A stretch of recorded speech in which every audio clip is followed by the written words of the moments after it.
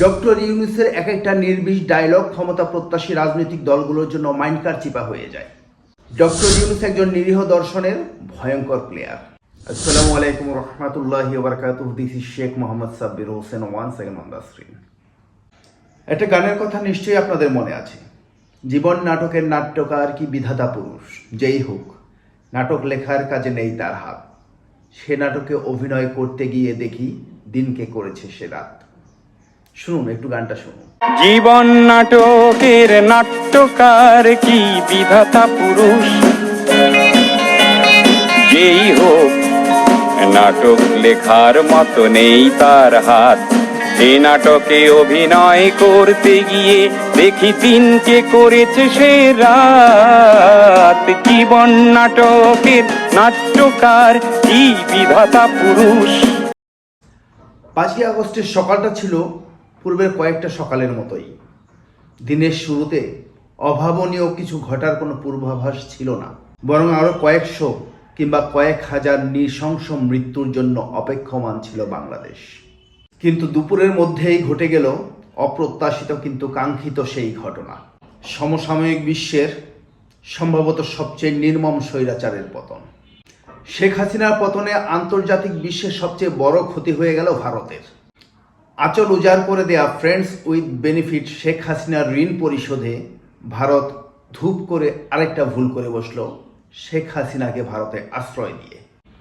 ডুবন্ত মানুষ ভাসমান খড়কুটো আঁকড়ে ধরে বাঁচতে চায়।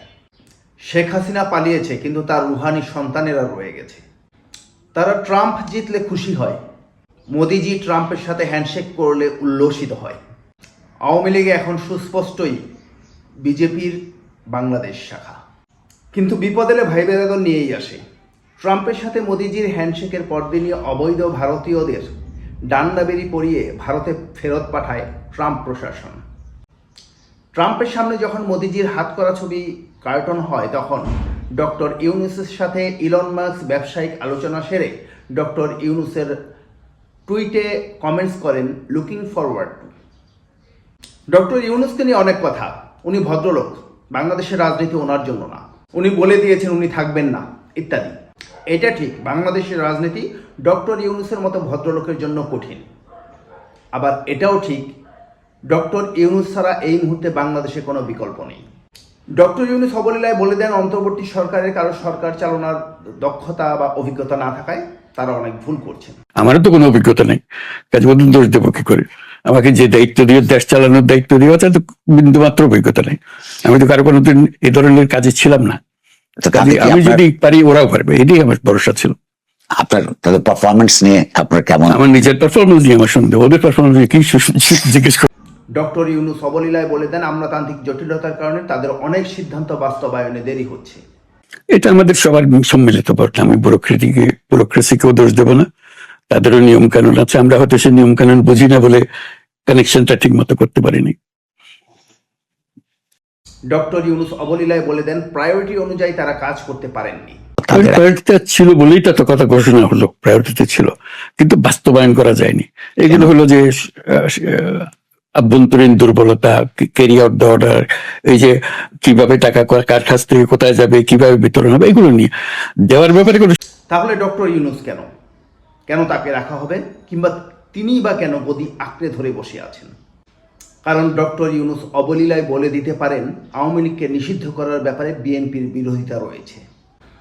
কারণ ডক্টর ইউনূস অবলীলায় বলে দিতে পারেন সংস্কারে কোন অংশ আপনারা এগ্রি করেন, কোন অংশ আপনারা ডিসএগ্রি করেন বলে দেন, আমরা ওয়েবসাইটে দিয়ে দিব, জনগণ দেখবে।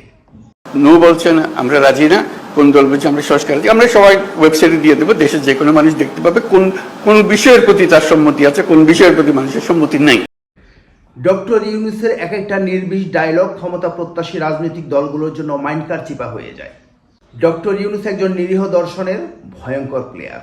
এই নিরীহ দর্শন ভদ্রলোক ব্যর্থতার দায় নিয়ে যাবেন না, উনি বেসিক সংস্কার বা পরিবর্তন করেই যাবেন এবং উনি শেখ হাসিনার বিচার নিশ্চিত করেই যাবেন।